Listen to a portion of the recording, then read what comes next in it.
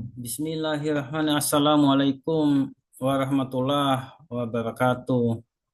Selamat pagi, salam sejahtera buat kita semua. Om Swastiastu, Namo Buddhaya, salam kebajikan. Kembali lagi bersama saya Muhammad Yamin, mahasiswa S3 Universitas Pendidikan Ganesha Denpasar. Yang pada kesempatan ini saya akan menyampaikan materi kaitan dengan rasionalitas instrumental dalam filsafat pendidikan. Pertama, yaitu kaitan dengan definisi, relevansi, dan dampak.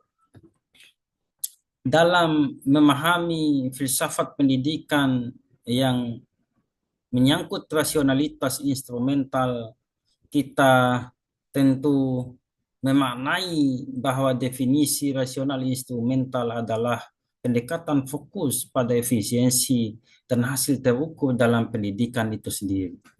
Oleh karena demikian, ada relevansi dalam melakukan pengukuran hasil belajar untuk membantu meningkatkan kualitas pendidikan dengan menekankan pada hasil yang dapat dicapai bagi siswa itu sendiri dalam kerangka-kerangka teoritis maupun dalam kerangka-kerangka praktisnya.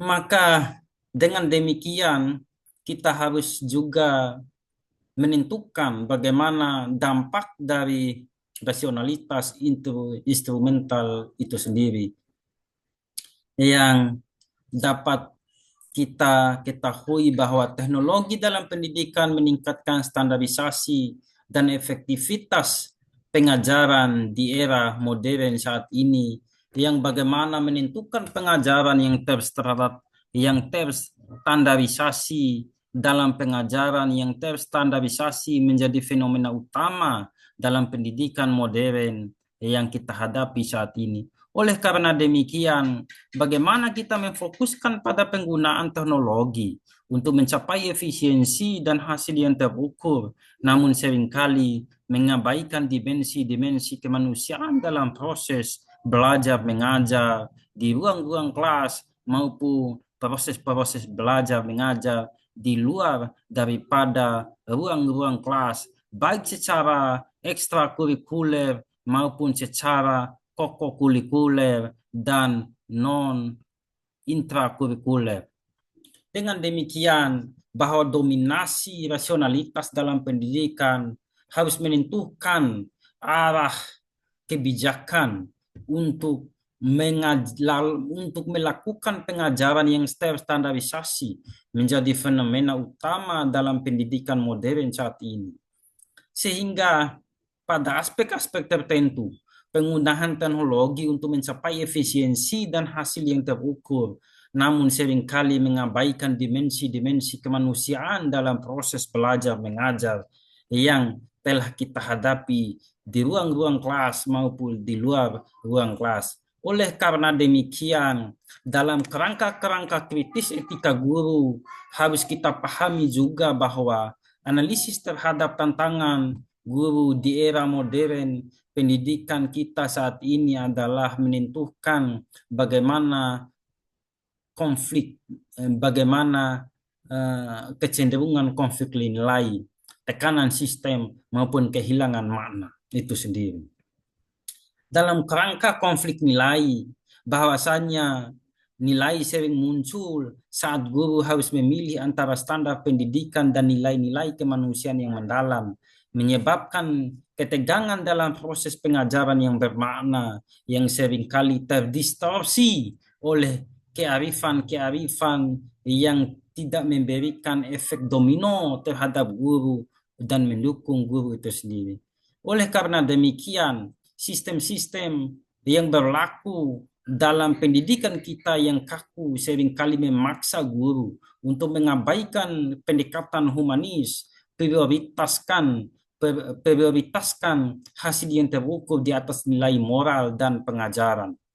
Yang tentunya dalam pendekatan-pendekatan humanisme, prioritas yang terukur itu menjadi terabaikan oleh oleh sebagian orang karena tidak mengedepankan nilai-nilai moral dan pengajaran, karena tekanan-tekanan sistem-sistem yang kita hadapi, yang secara administratif, yang menyibukkan guru itu sendiri, yang sehingga dalam kerangka-kerangka tertentu menentukan kehilangan makna dalam proses pembelajaran, dalam profesi guru itu sendiri. Sehingga terjadi ketika fokus pada evaluasi dan efisiensi, mengurangi hubungan autentik antara guru dan siswa dengan tujuan pendidikan yang sesungguhnya.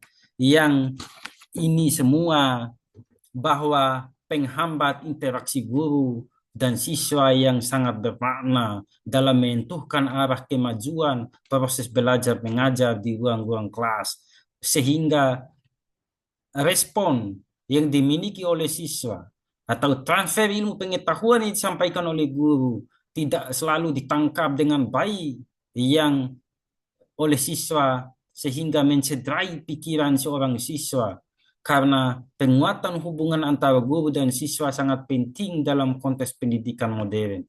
Inilah yang sebenarnya interaksi guru dan siswa itu sangat diperlukan.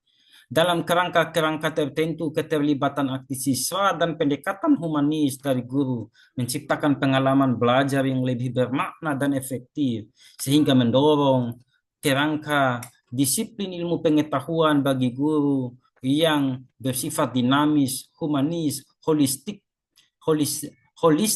dan cenderung menentukan arah nasib dari masa depan siswa itu sendiri di ruang kelas dan di luar daripada ruang kelas.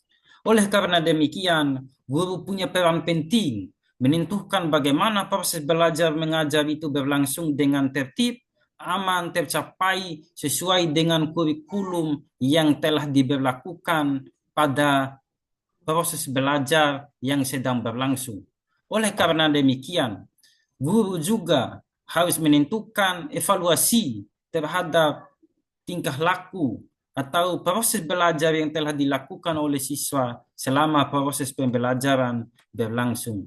Dengan demikian, dapat kita tarik kesimpulan bahwa integrasi nilai etika dalam pendidikan menentukan pendidikan itu sangat penting secara kritis etika guru, sehingga muncul akibat rasionalitas instrumental yang mendominasi praktik pendidikan saat ini.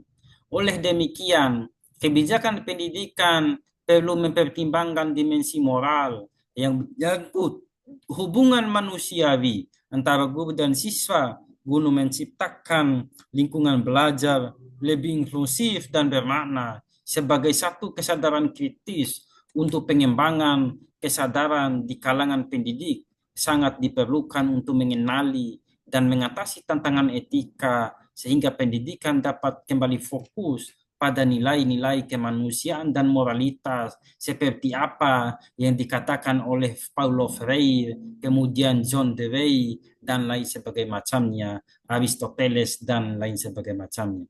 Inilah kesimpulan yang menjadi kesadaran kritis bahwa nilai etika kebijakan pendidikan menentukan arah masa depan siswa itu sendiri atau peserta didik itu sendiri. Dalam kerangka-kerangka teknis, seorang guru juga harus mampu mengadopsi pola-pola yang bersifat dehumanisasi untuk memperkaya hasanah keilmuan bagi siswa.